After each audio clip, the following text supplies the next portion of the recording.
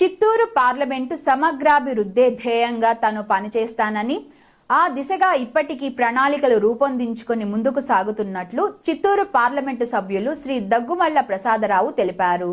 TDP అధినేత రాష్ట్ర ముఖ్యమంత్రి శ్రీ నారా చంద్రబాబు నాయుడు ఆశలకు అనుగుణంగా పనిచేస్తూ ప్రభుత్వం పథకాలను ప్రజలకు చేరువ చేస్తానని చెప్పారు.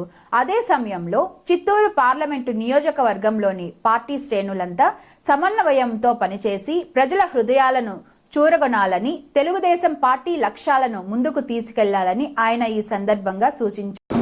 దాంతోపాటు సాయంత్రం టప్పుడు టైం ఉన్నప్పుడల్లా మాకు కన్సర్న్ మినిస్ట్రీస్కి వ్యవసాయం, రక్షణ మంత్రులు, ఎంఎస్ఎంఈ, తర్వాత ఫైనాన్స్ మినిస్టర్, తర్వాత అర్బన్ డెవలప్మెంట్ మినిస్టర్స్ని కలవటం జరిగింది. ఈ జిల్లా మా పార్లమెంటు కాన్స్టిట్యున్సీకి కావాల్సిన అవసరాలు వాళ్ళ ముందు లెటర్స్ ఇవ్వడం జరిగింది. మేము ఎందుకు ఇట్లా వెనకబడి ఉన్నాము, మాకు కావాల్సిన అవసరాలు, మాకు కావాల్సిన ఇండస్ట్రీ ఇది, మాకు కావాల్సిన ఎడ్యుకేషన్ ఇది, మాకు కావాల్సిన సబ్సిడీలు ఇవని చెప్పి నేను లెటర్స్ ఇవ్వడం జరిగింది. తర్వాత ముందు వాళ్ళంతా కూడా మీరు డిస్ట్రిక్ట్ యాజ్ ఏ యూనిట్ తీసుకొని అక్కడి నుంచి ప్రపోజల్స్ పంపించండి. ప్రపోజల్స్ పంపించి త్రూ ప్రాపర్ ఛానల్ అంటారు, స్టేట్ గవర్నమెంట్ మినిస్టర్ ద్వారా పైకి పంపించండి. దాన్ని మేము టేకప్ చేస్తాం. తర్వాత మీరు అప్పుడు మళ్ళీ ఒకసారి మాకు పరిశీలి చేస్తే అయిపోతుంది అని అన్నారు. సో ఈ విధంగా మేము మ్యాంగో బోర్డు గురించి పరిశీలి చేశాను, యూనివర్సిటీ గురించి పరిశీలి చేస్తున్నాను, స్కిల్ డెవలప్మెంట్ గురించి పరిశీలి చేస్తున్నాను, రెన్యూవబుల్ ఎనర్జీ దానిలో సోలార్ గురించి పరిశీలి చేస్తున్నాను. తర్వాత డిఫెన్స్ కాంపోనెంట్స్ ఏర్పాటు చేసుకోవడానికి చిన్న ఇండస్ట్రీ చేసుకోవడానికి కూడా పరిశీలి చేస్తున్నాం. బహుశా ఇవన్నీ ఇక్కడ నుంచి ప్రపోజల్ వెళ్ళిన తర్వాత మేబీ 6 months 7 monthsలో ముందన్నా మేము సాధించుకోవచ్చామని నమ్ముకున్నాను. సో దీని అంతటికీ చంద్రబాబు గారు ఇస్తున్న సపోర్టు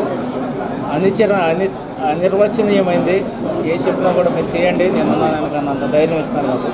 సో కాబట్టి బాగా చేస్తాను. నేను ఎలక్ట్ అయిన తర్వాత, సెషన్స్ అయిపోయిన తర్వాత ఫస్ట్ టైం వచ్చాను. ఇక్కడ అందరూ జిల్లా ముఖ్యమైన నేతలు, మండల ప్రెసిడెంట్స్, ఇతర కార్యకర్తలు అందరూ వచ్చారు.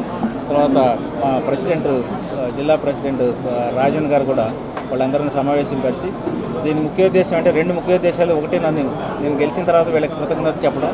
2, మాకు పైనుంచి సెంట్రల్ ఆఫీస్ నుంచి పార్టీ ఆఫీస్కి 100 మంది లిస్టు పంపండి. ఎవరైతే బాగా పనిచేశారో వాళ్ళందరికీ మనం రివార్డ్ లాగా, తర్వాత పదవులు ఇవ్వడంలో కానీ, లేకపోతే వాళ్ళని ఎట్లా ఎంకరేజ్ చేద్దాం, ఆర్థికంగా బలం చేద్దాం అనే విషయాన్ని అడిగారు. దాన్ని ఇప్పుడు మేము ముఖ్యమైన లీడర్స్లో కూర్చొని మేము డిసైడ్ చేస్తాం. సో అది ఒక ముఖ్య ఉద్దేశం.